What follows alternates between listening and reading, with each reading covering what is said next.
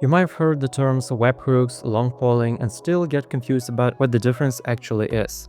And I was confused too when I first started building and designing the APIs. It is very important to be aware of the difference between them just to avoid the common mistakes. People argue webhooks versus long polling like it is a huge architectural decision. In practice, for most projects, it doesn't really matter. It doesn't change the outcome. You still receive the updates and you still respond. Where it starts matter though is when you hit the real constraints. Do you have a public HTTPS endpoint? Do you care about latency? Do you have multiple running instances? Do you use serverless or not? What happens during the downtime? How you handle retries and duplicates? In our next few minutes, I'm gonna define both in just 1 minute. Then I will give you a simple rule to choose based on your constraints, not on a dogma. But before that, I'm just gonna get straight to the definition. So what is a long polling and the webhooks? Long polling means that your app keeps asking the API if there are new events. If there is nothing new, the request waits for a bit and then asks you again. You use it when you want the simplest setup or when your app cannot be reached from the internet. Webhooks mean the API calls your application when something really happens. Your app exposes the endpoint and the API pushes event to it. Use webhooks when your app is actually publicly available and reachable and you want the immediate delivery without constantly checking. Alright, so to get started, there are a few resources that you need to be aware of. So the first one is ngrok. Ngrok is the perfect tool for creating a tunnel. It is the tool which let us make our local bot, local web application publicly available in the internet.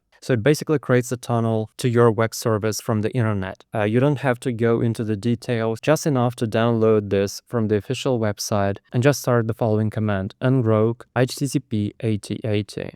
So what it does, it basically creates the tunnel to your web service. In our case, we're gonna relay traffic to our HTTP localhost 8080. And this setup is necessary to configure the webhooks. Now let's get straight ahead to our project structure. Here is the project structure. In my project structure, this is a very simple bot, which essentially connects to the Gemini API and redirects the messages from user to the Gemini API, gets a response, and replies with its response. To demonstrate this functionality, first I'm going to use the long polling. If you open environment example, you can see there is a flag which is use webhook, which lets you choose two different modes. In my first scenario, I'm going to use webhooks false. You have to copy this file into your .environment, and in your .environment, you need to assign a new value false. And after this, I'm going to run the following command: uv run python main.py. Our bot is starting. And as you can see, I have added some more loggings here. So whenever our bot sends the request to the Telegram API, we're getting the following message. So our Telegram API actually calls the function getUpdates and awaiting the response from the Telegram API if there are any new updates on the Telegram side. And if there is no any messages from the user, it just times out without any response. And we're just sending another request to our API. So that's the essence how our long polling works. Now let's go ahead to the Telegram and run our bot. I'm gonna run the start command, and if we go back to our editor, we can see that there is a new update. This update has been logged and it's actually received and processed. So if we try to send another command, let's say, hey, it's gonna respond with the following message. If we try to say something like, how are you doing? I'll just use the message from the Gemini API. You can familiarize yourself with the exact functionality which is present here. I'm gonna leave the link to this repo so you could go over that and see what is happening here. But the core logic is here in the main.py. Let's try to use webhooks and see the difference. I'm gonna stop this process, go to our .env and just use webhook true.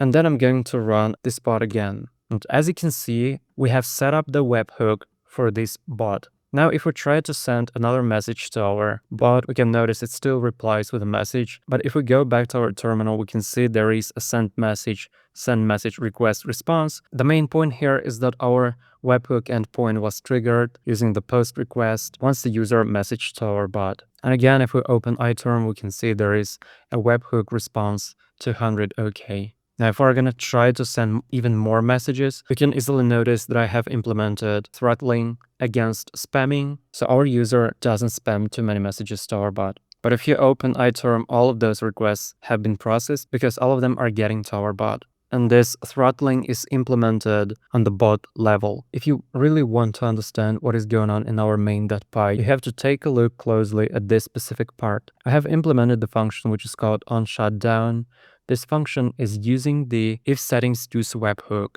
and it deletes the webhook as a cleanup procedure after our process of the bot has been terminated. It also closes the session with the Gemini. Then I'm just registering this hook, and I'm also checking if we are using the webhook here. If we are using the webhook, I'm just setting a webhook, and I'm using the webhook URL, which is coming from our settings, which is coming from our .env. This method will set up a public URI for our Telegram API, so it now knows which URI it should hit whenever a new message arrives. After this, I'm just registering this on startup callback, and then I'm creating a web application, and then I'm adding simple request handler.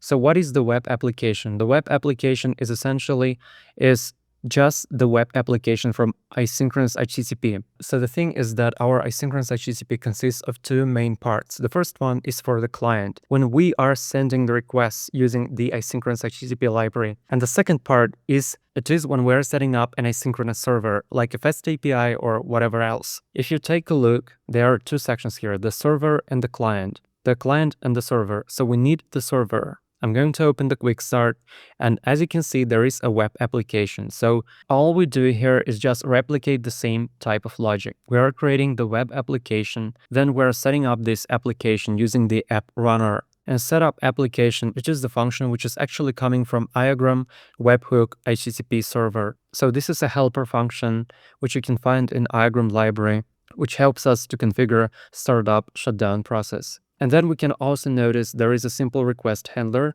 So what it does, it basically takes the requests coming from the Telegram API and relays them to the dispatcher object. So it basically takes the request which came from the Telegram API and says, hey, dispatcher, I got a new update for you. Take it and process. So this is like a middleman. And then there is a side variable. The side variable stores the open socket. So TCP side, it opens a new socket connection. The socket is essentially like an outlet. It is an instance of communication in the network.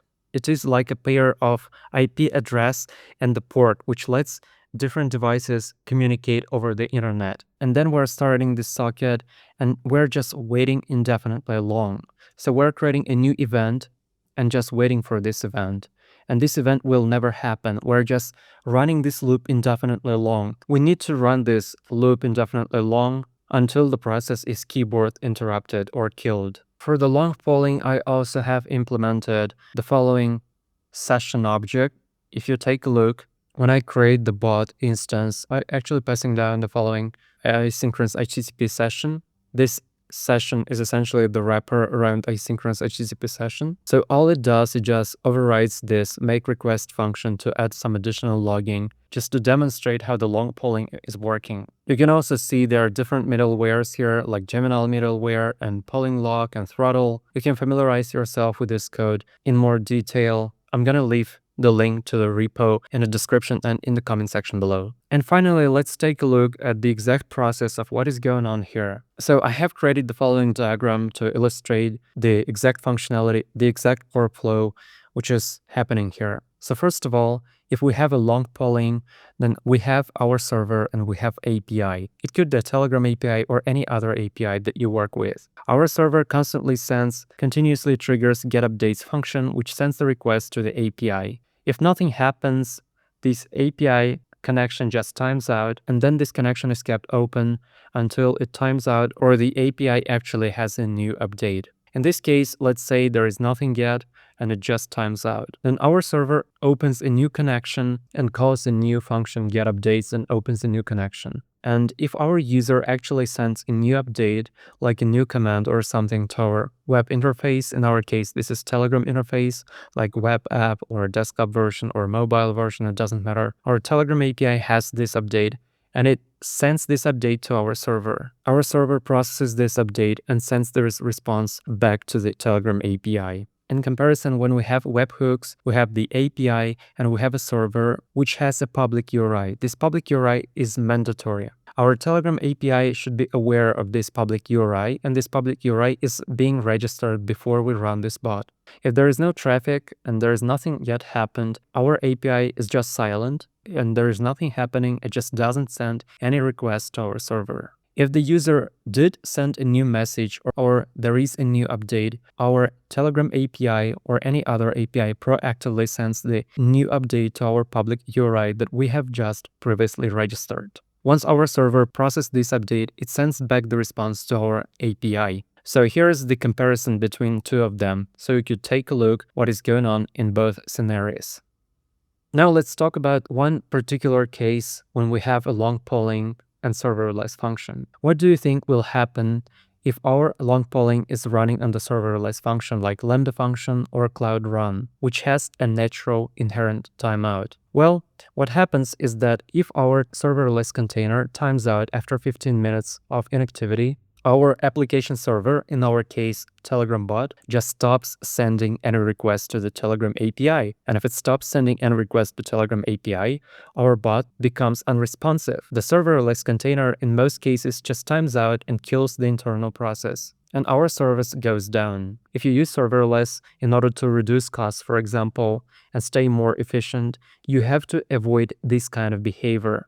The only possible solution in this case is relying on webhooks. In case of webhooks, we have a public registered URI, which is publicly available to our Telegram API. So even if our serverless container, be it Cloud Run container or Lambda function or anything else, when it times out after 15 minutes of inactivity, this public URI is still publicly available, and our Telegram API just sends the request proactively to this API, and our container cold starts again. Sometimes you may want to preserve one active container running just to avoid cold starts. And that's it for today's video. I really hope you found this video helpful, and if you did, feel free to subscribe to the channel and hit the like button below.